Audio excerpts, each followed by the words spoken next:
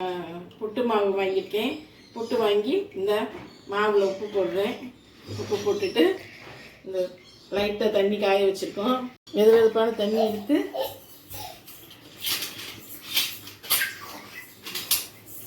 இதில் ஊற்றி நல்லா அந்த மாவு முழுகிற அளவுக்கு ஊற்றணும்.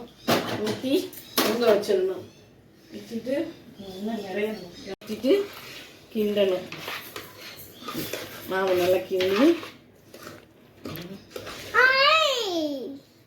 இன்னும் கொஞ்சம் தண்ணி ஊற்றணும். கொஞ்சம் தண்ணி ஊற்றி தண்ணி நிறையா இருக்கேன்னு பார்க்காதீங்க, இது இழுத்துக்கிறோம் இந்த தண்ணி இந்த மாவு. அதனால் நல்லா நல்லா இப்படி பண்ணிக்கிட்டு இப்போ தெரியுதா, அப்படியே அமுக்கி வச்சிடணும்.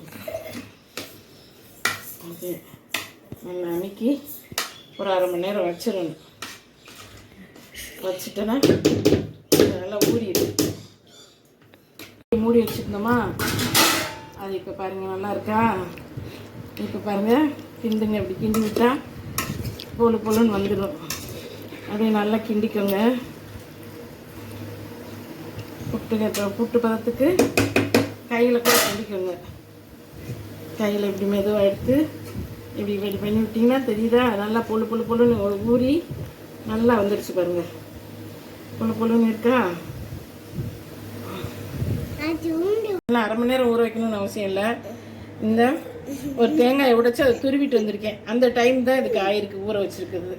என் பேத்தி புட்டு செய்யணும்னா டிஸ்டர்ப் பண்ணிக்கிட்டே இருக்கா, ஆச்சி ஆச்சின்னு. இந்த பாருங்க நல்லா பொழு பொழுன்னு இப்படி வந்துடும். இந்த ஊற வச்சிருந்தோமா, தேங்காய் துருவிட்டு வந்திருக்கேன். ரொம்ப நேரம்லாம் ஊற